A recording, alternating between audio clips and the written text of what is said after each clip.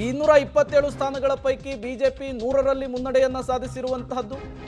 UBT ಅಂದ್ರೆ Thackeray brothers 64 ಸ್ಥಾನದಲ್ಲಿ, ಕಾಂಗ್ರೆಸ್ 11ರಲ್ಲಿ ಮಾತ್ರ ಮುನ್ನಡೆಯನ್ನ ಸಾಧಿಸಿಕೊಂಡಿದ್ದಾರೆ. ಬಹುಮತಕ್ಕೆ ಮಹಾಯುತಿ ಮೈತ್ರಿಕೂಟಕ್ಕೆ ಇನ್ನೂ 14 ಸ್ಥಾನಗಳು ಮಾತ್ರ ಬಾಕಿ ಇರುವಂತಹದ್ದು. ಮ್ಯಾಜಿಕ್ ನಂಬರ್ನತ್ತ ಮಹಾಯುತಿ ಮೈತ್ರಿಕೂಟ ದಾಪುಗಾಲನ್ನ ಇಡ್ತಾ ಇದೆ.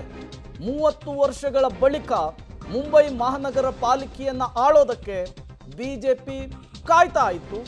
ಈ ಬಾರಿಯ ಮಹಾಯುತಿ ಮೈತ್ರಿಕೂಟ ದೊಡ್ಡ ಮಟ್ಟದಲ್ಲಿ ಇಲ್ಲಿ ಕ್ರಾಂತಿ ಮಾಡಿರೋದು ಕೂಡ ಸ್ಪಷ್ಟವಾಗಿ ಗೊತ್ತಾಗ್ತಾ ಇದೆ. ಈ ವಿಚಾರಕ್ಕೆ ಸಂಬಂಧಪಟ್ಟಂತೆ ಡೀಟೇಲ್ಸ್ ಕೊಡೋದಕ್ಕೆ ರವೀಶ್ ನೇರ ಸಂಪರ್ಕದಲ್ಲಿ ಜಾಯಿನ್ ಆಗಿದ್ದಾರೆ. ರವೀಶ್, ಈ ಬಾರಿಯ ಮುಂಬೈ ಮಹಾನಗರ ಪಾಲಿಕೆಯ ಚುನಾವಣೆ ಹಲವು ವಿಚಾರ ಕುತೂಹಲ ಕಾರಣವಾಗಿತ್ತು. ಒಂದು ಕಡೆ ದೇವೇಂದ್ರ ಫಡ್ನವೀಸ್, ಏಕನಾಥ್ ಶಿಂದೆ ಅವರ ನಾಯಕತ್ವ ಬಿಜೆಪಿಗೆ, ಮತ್ತೊಂದು ಕಡೆ ಹೆಂಗಾದ್ರೂ ಮಾಡಿ ಬಿಜೆಪಿಗೆ ಮಣ್ಣುಮುಕ್ಕಿಸಬೇಕು ಅಂಥೇಳಿ ಈ ಕಡೆ ಠಾಕ್ರೆ ಬ್ರದರ್ಸ್ ಒಂದಾಗಿದ್ರು. ಇವರ ಪೈಪೋಟಿಯಲ್ಲಿ ಮತದಾರರು ಈಗ ಬಿಜೆಪಿಗೆ ಬಹುಪರ ಕಂದಿರೋದು ಸ್ಪಷ್ಟವಾಗಿ ಗೊತ್ತಾಗ್ತಾ ಇದೆ. ಬಿಜೆಪಿಯ ಪರವಾಗಿ ಮತದಾರರು ವಾಲುವುದಕ್ಕೆ ಮುಖ್ಯವಾದಂತಹ ಅಂಶಗಳು ಯಾವುವು ಅನ್ನೋದನ್ನ ಎಕ್ಸ್ಪ್ಲೇನ್ ಮಾಡಬಹುದಾ ಅಂತೇಳಿ. ಪ್ರಮುಖವಾಗಿರ್ತಕ್ಕಂಥದ್ದು ಮುಂಬೈನಲ್ಲಿ ಮೊದಲಿನಿಂದಲೂ ಕೂಡ ಶಿವಸೇನೆ ಒಂದು ರೀತಿಯಲ್ಲಿ ಪೊಲಿಟಿಕಲ್ ಡಾನ್.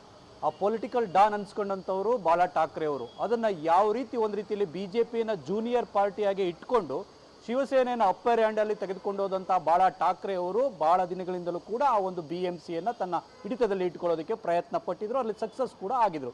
ತದನಂತರ ಆದಂತಹ ರಾಜಕೀಯ ಬೆಳವಣಿಗೆಗಳು ಬದಲಾವಣೆಗಳ ಹಿನ್ನೆಲೆಯಲ್ಲಿ ಶಿವಸೇನೆ ಉದ್ಧವ್ ಠಾಕ್ರೆ ಬಣ ಎಲ್ಲ ಒಂದ್ ಕಡೆ ಬೇರೆ ನಿರ್ಧಾರಗಳನ್ನು ತೆಗೆದುಕೊಳ್ಳೋದ್ರ ಮೂಲಕ, ಅಂದ್ರೆ ಯಾರ ವಿರುದ್ಧ ಬಾಳಾ ಸಾಹೇಬ್ ಠಾಕ್ರೆ ಅವರು ಹೋರಾಡಿದ್ರು, ಯಾರ ವಿರುದ್ಧ ಒಂದು ರೀತಿಯಲ್ಲಿ ಆಕ್ರೋಶ ಭರಿತವಾಗಿ ಮಾತನಾಡ್ತಾ ಇದ್ರು, ಅವರ ಜೊತೆಯಲ್ಲೇ ಒಂದು ರೀತಿಯಲ್ಲಿ ಹೊಂದಾಣಿಕೆ ರಾಜಕಾರಣವನ್ನು ಮಾಡಿಕೊಂಡು ಮುಖ್ಯಮಂತ್ರಿ ಪಟ್ಟವನ್ನು ಕೂಡ ಒಂದು ರೀತಿಯಲ್ಲಿ ಗಿಟ್ಟಿಸಿಕೊಂಡಂತಹ ಹಿನ್ನೆಲೆಯಲ್ಲಿ ತದನಂತರ ಇಡೀ ಮಹಾರಾಷ್ಟ್ರ ರಾಜಕಾರಣದ ಪಾಲಿಟಿಕ್ಸೇ ಬದಲಾಯಿತು. ಹಾಗಾಗಿ ಅದರ ಇಂಪ್ಯಾಕ್ಟು ಚುನಾವಣೆಯಿಂದ ಚುನಾವಣೆಗೆ ಒಂದು ರೀತಿಯಲ್ಲಿ ಅದು ಆಗ್ತಾ ಇದೆ ಅನ್ನೋದು ಕೂಡ ಸ್ಪಷ್ಟ. ಯಾಕೆಂದ್ರೆ ವಿಧಾನಸಭಾ ಚುನಾವಣೆಯ ಸಂದರ್ಭದಲ್ಲೂ ಕೂಡ ಮರಾಠಿ ಅಸ್ಮಿತೆ ಜೊತೆಗೆ ಎಲ್ಲ ಒಂದ್ ಕಡೆ ನಾವು ಪೊಲಿಟಿಕಲ್ ಡಾನ್ ಮುಂಬೈನಲ್ಲಿ ಅಂತ ಏನು ಹೇಳ್ತಾ ಇದ್ರು, ಅದನ್ನ ಮತದಾರರು ಸಾರಾಸಕ್ತಾಗಿ ತಳ್ಳಿರ್ತಕ್ಕಂಥ ಉದಾಹರಣೆಗಳು ಕೂಡ ಇದೆ. ಯಾಕೆಂದ್ರೆ ದಾದ್ರಾ ವೆಸ್ಟ್ ಅಲ್ಲಿ ಶಿವಸೇನಾ ಭವನ ಇದೆ, ಅದರ ಸುತ್ತಮುತ್ತ ಇರ್ತಕ್ಕಂಥ ಒಂದು ಪ್ರದೇಶಗಳಲ್ಲಿ ಒಂದು ರೀತಿಯಲ್ಲಿ ವಿಧಾನಸಭಾ ಕ್ಷೇತ್ರಗಳಲ್ಲಿ ಕೂಡ ಈ ಹಿಂದೆ ಕೂಡ ಗೆದ್ದಿತ್ತು.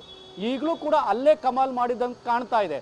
ಉಳಿದಿರ್ತಕ್ಕಂಥ ಕಡೆ ಎಲ್ಲ ಒಂದ್ ಕಡೆ ಮರಾಠಿ ಅಸ್ಮಿತೆ ಅಂತ ಏನಿತ್ತು, ನಮಗೆ ಮರಾಠಿಗರ ಮತ, ಮರಾಠಿ ಭಾಷಿಕರ ಮತ ನಮಗೆ ಅಂತ ಏನು ಅನ್ಕೊಂಡಿದ್ರು, ಅದು ಇಲ್ಲಿ ಇಂಪ್ಯಾಕ್ಟ್ ಆಗಿಲ್ಲ, ಅಷ್ಟು ಪ್ರಮಾಣದಲ್ಲಿ ಇವ್ರಿಗೆ ಅರಿದು ಬಂದಿಲ್ಲ ಅನ್ನೋದು ಕೂಡ ಸ್ಪಷ್ಟವಾಗ್ತಾ ಇದೆ. ಇನ್ನುಳಿದಂತೆ ಎಲ್ಲ ಒಂದ್ ಕಡೆ ಮೈಗ್ರೆಂಟ್ಸ್ ಮತ್ತೆ ಜೊತೆಗೆ ಮರಾಠಿಯೇತರರ ಒಂದು ಮತದಾರರನ್ನ ಕ್ಯಾಪ್ಚರ್ ಮಾಡೋದಕ್ಕೆ ಶಿವಸೇನಾ ಬಳಿ ಯಾವುದೇ ರೀತಿಯ ಅಸ್ತ್ರಗಳು ಇರಲಿಲ್ಲ. ಯಾಕೆಂದ್ರೆ ಇಷ್ಟು ದಿನಗಳ ಕಾಲ, ಸುಮಾರು 1 ದಶಕಗಳ ಕಾಲ ಎದುರಾಳಿಯಾಗಿ ಒಂದು ರೀತಿಯಲ್ಲಿ ರಾಜ್ ಠಾಕ್ರೆ ಅವರು ಉದ್ಧವ್ ಠಾಕ್ರೆಯನ್ನು ಕೂಡ ಎದುರಿಸಿದ್ರು.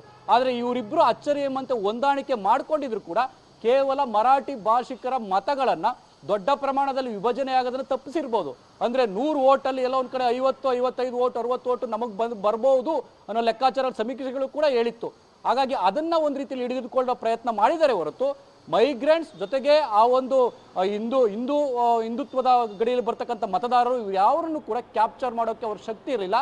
ಆ ಕಾರಣಗಳಿಗೋಸ್ಕರವಾಗಿ ಈ ರಿಸಲ್ಟ್ ಸ್ಪಷ್ಟವಾಗಿ ಗೋಚರವಾಗಿದೆ. ಯಾಕೆಂದ್ರೆ ಬಿಜೆಪಿ ಒಂದು ರೀತಿಯಲ್ಲಿ ಬಿಟ್ಟು ಹಿಡಿಯುವಂತಹ ಒಂದು ಪಾಲಿಟಿಕ್ಸ್ ನಲ್ಲಿ ಗೆದ್ದಿದೆ ಅಂತ ಕೂಡ ಸ್ಪಷ್ಟವಾಗಿ ಹೇಳ್ಬೋದಾಗಿದೆ. ಶಿವಸೇನೆ ಬಣ ಒಂದು ಶಿಂದೆ ಅವರಿಗೆ ಮುಖ್ಯಮಂತ್ರಿ ಸ್ಥಾನವನ್ನು ಬಿಟ್ಟುಕೊಟ್ಟು ತದನಂತರ ಯಾವ ರೀತಿ ಇಡೀ ಮಹಾರಾಷ್ಟ್ರದ ಪೊಲಿಟಿಕಲ್ ಸಿನಾರಿಯೋನ ಚೇಂಜ್ ಮಾಡಿ ಮತ್ತೆ ಅವರೇ ಕ್ಯಾಪ್ಚರ್ ಮಾಡಿದ್ರು ಅನ್ನೋದು ಕೂಡ ಎಲ್ಲರಿಗೂ ಕೂಡ ಗೊತ್ತಿದೆ.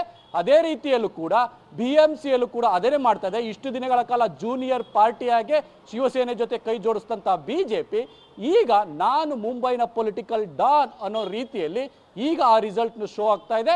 ಹಾಗಾಗಿ ಇನ್ನುಳಿದಂತೆ, ಯಾಕೆಂದ್ರೆ ಈ ಪಾಲಿಕೆ ಚುನಾವಣೆ ಅಂತ ಹೇಳಿದ ಸಂದರ್ಭ 200 ಓಟು, 250 ಓಟು, 300 ಓಟು ಇದರಲ್ಲೇ ಕೂಡ ಆಟ ಆಡುವಂಥದ್ದು ಜಾಸ್ತಿ.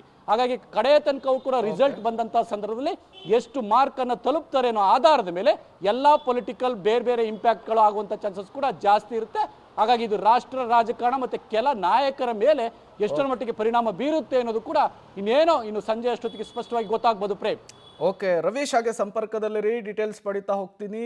ಒಟ್ಟಾರೆಯಾಗಿ ಉದ್ಧವ್ ಠಾಕ್ರೆ ಅವರ ಓವರ್ ಕಾನ್ಫಿಡೆನ್ಸ್, ಅಧಿಕಾರಕ್ಕಾಗಿ ಯಾರ ಜೊತೆಗೆ ಬೇಕಾದರೂ ಕೂಡ ಕೈ ಜೋಡಿಸುವಂತಹ ಅವರ ನೀತಿ, 30 ವರ್ಷಗಳಿಂದ ಆಡಳಿತ ನಡೆಸ್ತಾ ಇದ್ದಂತಹ ಮುಂಬೈ ಮಹಾನಗರ ಪಾಲಿಕೆಯನ್ನ ಇವತ್ತು ಕಳೆದುಕೊಳ್ಳಬೇಕಾದಂತಹ ಪರಿಸ್ಥಿತಿ ಕಾರಣವಾಗಿದೆ.